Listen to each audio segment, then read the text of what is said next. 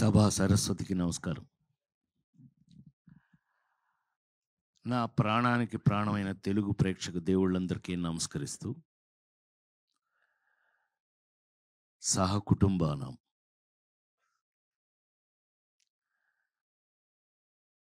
Padmashri doctor Brahmanandam గారు మాట్లాడిన తర్వాత నాలాంటి వాళ్ళు మాట్లాడటం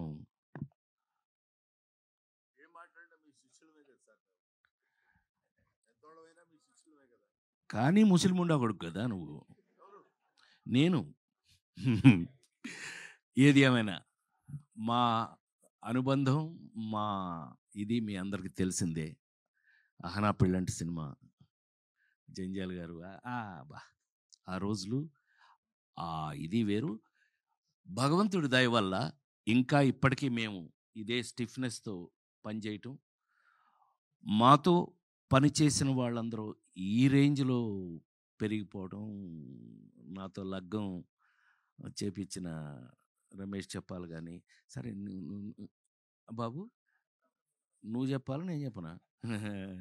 నాన్నకి ప్రేమతో కానీ ఇవాళ చాలా పెద్ద పెరిగినందుకు అత్యంత సంతోషపడేవాళ్ళు నేను ఒకటి, నీకు తెలుసా విషయం. అలాగే ఇవాళ సహకుటుంబానం దీని గురించి 48 సంవత్సరాల నుంచి సినిమా ఇండస్ట్రీలో ఉన్న నేను ఒక రెండు మాటలు చెప్పాలి. ఎందుకు అనంటే, ఎస్, ప్రతి సినిమాకి ప్రాణం పెట్టి పనిచేస్తాం, చేస్తేనే ఇంతకాలం ఉంటాం. లేకపోతే ఎప్పుడో ఇంటికి పంపించేస్తారు. అందులో మొహాటం ఏమీ లేదు. అందులో సినిమా ఇండస్ట్రీలో అసలు మొహాటం లేదు. ఏం బ్రహ్మం, ఈ సినిమా ఇండస్ట్రీలో నువ్వు చూస్తున్నావు, నేను చూస్తున్నాను. జీవితంలో అంత ఈజీ కాదు. కానీ ఇంతకాలం వరకు కూడా మేము ఇంకా ఈ ఇండస్ట్రీలో మీ ముందు సహకుటుంబం అంటే బ్రహ్మం ఏదో చెప్పడానికి ట్రై చేశాడు కుటుంబం అని.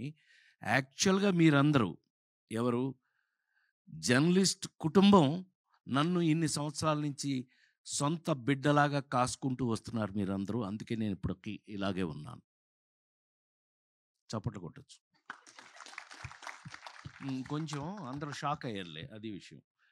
సో ఎందుకు అనంటే, ఏ నటుడైనా సరే, నేను నమ్మేది చెప్తున్నా, ఏ యాక్టర్ అయినా సరే లాంగ్ ఇన్నింగ్స్ 100 సెంచరీలు 200 సెంచరీలు కొట్టాలి అనంటే లాంగ్ ఇన్నింగ్స్ ఉండాలి అనంటే గనక అది కేవలం నటులు కాదు, వాళ్ళు వేసే పాత్రలు, ఆ క్యారెక్టర్స్ గుర్తుంటేనే వాళ్ళు ఉంటారు, ఇక్కడ ఉంటారు.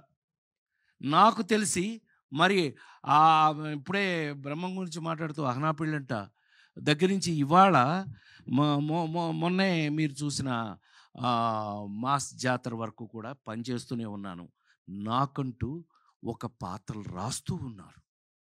నేను ఎక్కడ ఏంటి చాలా ఆశ్చర్యపోతారు మీరు. కొన్ని విషయాలు చెప్తే మీరు ఆశ్చర్యపోతారు. నాకే ఆశ్చర్యంగా ఉంటుంది ఒక్కోసారి. నిజమేనా, మనం ఇది చేసామా?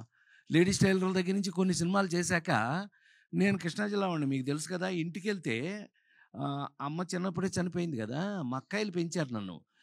రేయ్ రాజా భోజనానికి రెడీ దా అంటే అన్నాను. ఏంట్రా సచ్చినాడా అంది మా అక్కాయి. ఏంట్రా అంటే అది గోదావరిలు. వంశీ నాకు నేర్పి ఆయిలు అంటే ఆ ప్రాంతం వాడిని అయిపోయాను. మొన్నే మా రమేష్ చెప్పాల పుణ్యమా అని చెప్పి లగ్గం అని ఒక సినిమా చేశాను. దాంతో తెలంగాణ వాడిని అయిపోయాను. మీకు విషయం తెలుసో లేదో, ఇవాళ నేను ఎంత తెలంగాణ వాడిని అయ్యాను అని అంటే కనుక, కాంతారావు గారి పేరు మీద అవార్డు పెడితే ఆ అవార్డుకి నన్ను సెలెక్ట్ చేశారు. అంటే థ్యాంక్ యూ వెరీ మచ్.